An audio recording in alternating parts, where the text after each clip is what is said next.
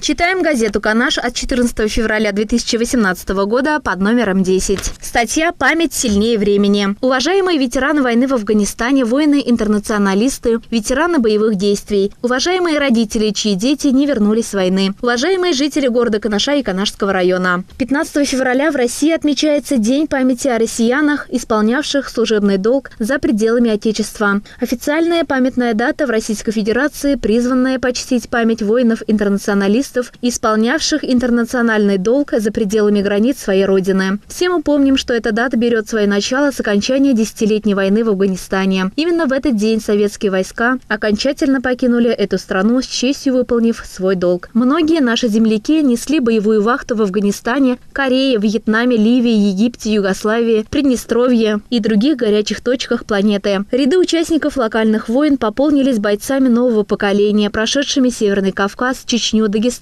Южную Осетию, защищавшими территориальную целостность нашего государства. События в горячих точках ближнего и дальнего зарубежья унесли жизни множества молодых солдат, оставили трагический след и на канашской земле. Мы поименно помним и скорбим о тех, кто остался на поле боя, и склоняем головы перед их родителями, вдовами, детьми. И все-таки в этот день особо хочется отметить тех, кто выполнял интернациональный долг в Афганистане. Советский солдат в далекой стране, гор и пустынь не думал о том, для кого нужна эта война, дождутся ли его домой родные и близкие, матери и невесты, братья и сестры. Ходил на караван и делил воду на глотки, не прятался за спину однополчан и друзей, не думал о том, успеет ли прийти помощь, а сам своей грудью закрывал своих друзей. Забыть невозможно тех, кто не вернулся с этой войны. Трудно без боли смотреть на изувеченных, раненых, которые стали инвалидами в этой адской войне, но не сломились ни перед чем и ни перед кем. Тех, кто и сейчас должен доказывать и защищать свою правоту и быть полезным обществу, являясь примером мужества и стойкости. Любая война – это очень несправедливо. Любая война – это горе, несчастье, слезы, незаживающие душевные раны. Ребята-афганцы, прошедшие через этот ад, пусть в вашей жизни никогда больше не повторится такое. Забыть то, что вы прошли, вряд ли возможно. Время может только приглушить воспоминания об ужасах войны, боль о потерянных товарищах, но оно не в состоянии вычеркнуть это из памяти. Пусть вся ваша дальнейшая жизнь проходит только под мирным небом, и никогда ужасы войны не повторятся в вашей судьбе. Вместе с горечью потерь нас объединяет гордость за наших земляков. Их солдатское мужество, доблесть и героизм являются примером патриотизма и верности воинской присяге для нас, ныне живущих, и для будущих поколений. Уважаемые воины-интернационалисты, пусть мир и счастье живут в ваших семьях. Желаю вам крепкого здоровья, бодрости, духа, долгих лет жизни и личного благополучия. Статью подготовил Герман Николаев, председатель Канашского отделения РСВА. Специально для рубрики «Читаем газеты» Олеся Григорьева.